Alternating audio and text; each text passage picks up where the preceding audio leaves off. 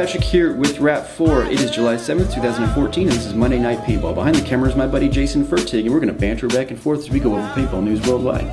First thing we got for you this morning is the marker of the week. This was posted to our page by Mike Agra. It's a 468 with a custom Stormworks 13 CI Magpul PRS stock. What else has he got here? It's got a pretty cool optic on it with a riser. It's got Magpul backup sights, Magpul rail covers on a full-size Riz handguard. Looks like he has our 45-degree swivel bipod on the front, and he's got a Lapco barrel with, I don't know if that's a custom suppressor or what. Looks pretty clean though on there. Yeah, I like that. Works well with the holes cut into the Lapco barrel too. He's got a Magpul AFG on the front. It's the first generation, I believe. Magpul vertical grip, and those are Scarab mags, and looks like he painted them. Yeah, getting all the colors right for it. Looks like he's trying to do like an OD combined with a little bit of tan on there. Should blend really nicely into a lot of environments. Love it, dude. That buttstock's awesome. The Stormworks cat does really good stuff. Oh yeah, it's a beautiful buttstock. Awesome. And I wanted to put this up. This is Brian Lenhar's T68. I just love the paint job on this one. I wanted to give him credit for it. Yeah, it's a really cool paint job. Goes back to the classic tricolor desert look. We don't see that a lot much, anymore, and definitely a really clean look, and looks like he's got some kind of a chest rig set up there beneath it for him, so definitely looks great, and love to see it in action. And this week's Loadout of the Week goes to John McNiven. Wow, this looks like he put a lot of work into this. He even painted each one of his D-mags. It's hard to count, but 2, 4, 6, 8, 10. It's like at least 10 D-mags on this thing that he painted. I see a couple Zeta mags there, and yeah. Can't even tell what's wrapping around the side. I see an admin pouch and stuff like that. So he's probably got all kinds of goodies there. He's got like a SBR MKV right there with a grenade launcher on it. All kinds of stuff. TPX wooden grips on the TPX. It looks like it. I'm wondering if that's one of the Angler TPXs. Possibly. He makes a couple of different variants like that. Make it look like a Colt 45 or stuff like that. Cool. Really cool products. Really cool. Definitely a nice loadout. Definitely looking more for function than form in this one.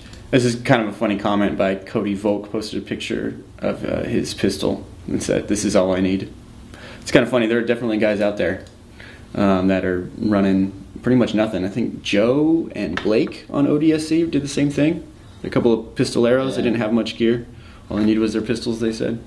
Yeah, it's a lot of fun playing pistols. It gives people a lot of surprises when you're out there just running just a pistol and nothing else. A lot more maneuverable, and able to get your shots there just when you need them. Yeah, they were the guys that always run up right up the middle at the beginning towards whatever objective or flag or whatever. Yep. Very They're cool. the suicide runners. Yeah. Indeed. And this week's Field of the Week is Field of Fire. This is in Newhall, California. According to the website, they're just 30 minutes north of Los Angeles. And it looks like a pretty awesome field. Yeah, judging by that photo there on the page, looks like they got a unique scenario-style field there. They got a bunch of structures built up here. Looks like it's primarily hopper-fed. I'm not seeing any mag-fed markers yet. These might be old pictures, though. I'm seeing, yeah, like you said, they got a lot of structures there. Looks like a little indoor arena right there that you just pulled up. Definitely looks pretty cool. Definitely somewhere to check out if you're in the area. You know, having a ceiling on a field like this actually kind of, now that I think about it, limits the range, because with the paintball's trajectory being... You lose your arc. Right, you can't shoot too high. Yep, so it would limit your range a little bit because you can no longer arc the shots in. Interesting. But it still creates a very interesting field. Yeah, very cool. If you guys are anywhere near Los Angeles, you should check it out. Yeah.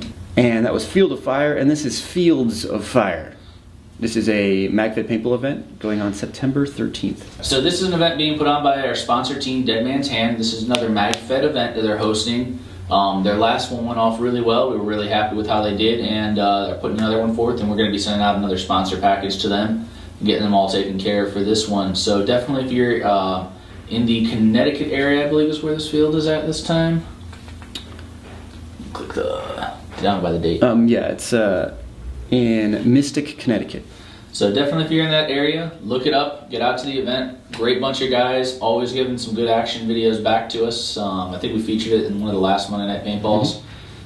They do a really good job, and all the players that go out to them just rave about the games. So if you guys get a chance to, check it out, Blood Rush. It's over in Connecticut, and it should be a lot of fun. Next event we got for you guys is Lunatics, Welcome to the Asylum, and this is being put on locally, correct? This is going on at Combat Zone in Oroville, California. So for those of you guys that are around us, I believe that's up in the SAC area, in the Sacramento area, for those of you that aren't from California and use all the slang. It's definitely a good group of guys putting on. The Fatal team that is hosting the event, I went against them at War on the Range, and had an absolute blast shooting with them and against them, and I'm really looking forward to see what they can do with this game. And you will save $10 by pre-registering. So definitely worth the pre-reg, guys. Always look at that and try to get it done early. The next event we got for you guys is Red Star Rising, a MagFed limited paint scenario. So this is an event being put on by MagFed Uprising as well as Tier 1 Scenarios, and it's going to be happening at Hell Survivors in Michigan. This is one of the first events Tier 1 is actually putting on in the States. They normally do events up in Canada. They're definitely looking forward to getting this one going. It's going to be another fun game. Hell Survivors and Amazing Fields. It hosts one of the biggest games each year. They're famous for their red paint for that event, hence the name Hell Survivors. We're sponsoring this event, so we'll have some goodies heading out there to them for the event, and we can't wait to see some of the pictures and videos from it. Now, what's the deal with the red paint? How come most fields don't allow it? A lot of people are concerned about it because of safety issues. Also, back when paintballs first came out, they tended to stain. And, well, red stains really, really well.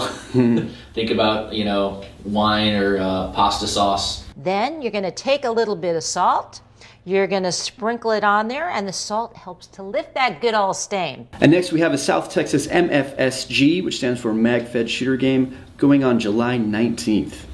Now, actually, this is two separate games, Patrick. They got one going on in southern Texas and one going on in central Texas. Interesting. Because Texas is so big, they broke up the state into a couple different zones, so they've been hosting different games at the same time. Everything is bigger in Texas. That's not fully an understatement. It's a lot of fun with these guys. They do a great job running these games, and definitely be sure to check in the area if you're in Texas and try to get out to these events. It's interesting that they have a 220 round U.S. infantry loadout. It's just interesting watching the translation into paintball. It's the standard U.S. infantry loadout is 210 rounds for riflemen. It's 6 mags on your person, one in your weapon, so that's 7. So with 20 round D-mags, let's say, that'd be like only 140 rounds. So it looks like you're still going to be able to carry a ton of mags for TIG. Isn't that awesome?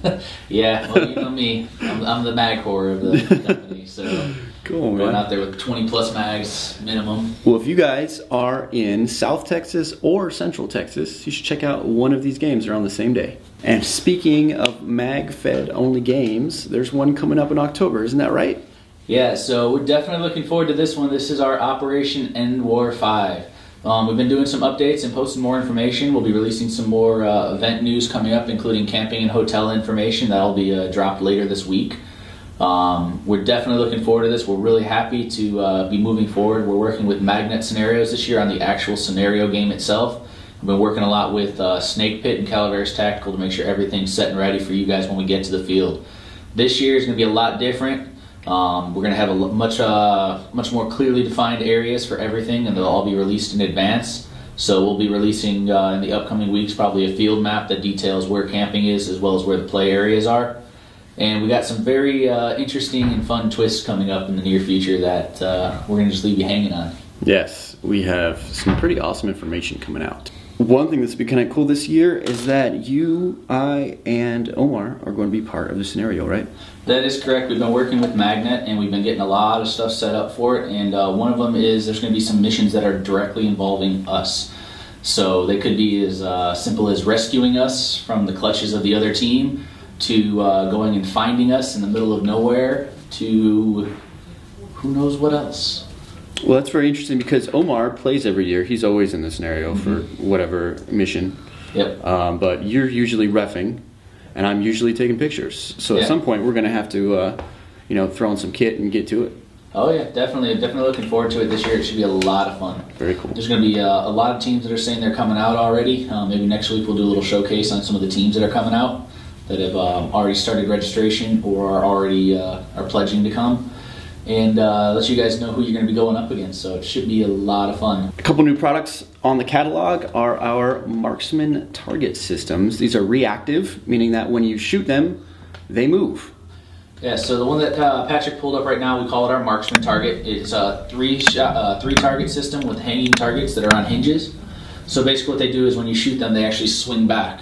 In addition to making a pinging sound for the shot hitting it, they actually react to the shot being hit.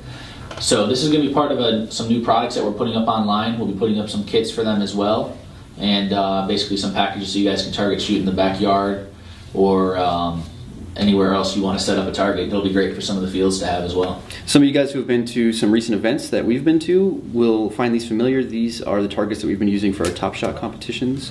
So these are pretty cool for those of you who like to practice in your backyard. You want something to shoot at. You want to sight in your optics or anything like that. Especially with the solid shaped projectiles that just hit the catalog. You can use those over and over again and get your marker like perfectly consistent, perfectly hitting that spot that you want it to be at. And this is one of the target systems, so these targets sway back and forth after you hit them. And here's the second one, and this one spins. Yeah, so this one's on basically a peg, a central point, and it spins. It's got 4 blades on it. So basically you either shoot the left or the right blade, and what it'll do is it'll cause it to spin. It gives you a full 360 degrees of spinning abilities, and it's also one of those, the faster you shoot the target, the faster it will spin. It's pretty entertaining. Very cool. Yep, so you can hit this one over and over again. You could hit it the other direction, try to stop it, whatever. Give yourself something to shoot at that's moving. Give you some better practice than just hitting, you know, like a board or something. It's actually one of the toughest targets to hit because you have to time your shot, so it's actually not in between the swing. Oh, that's true. I didn't think about that. Very cool. Spinning target. These are the same kind of targets that you'll see at like pistol competitions and stuff, IDPA, SPCA, stuff like that. Yep, they're a lot of fun to shoot at, and like I said, keep your eyes on the catalogs. We'll be putting up some new packages for them shortly.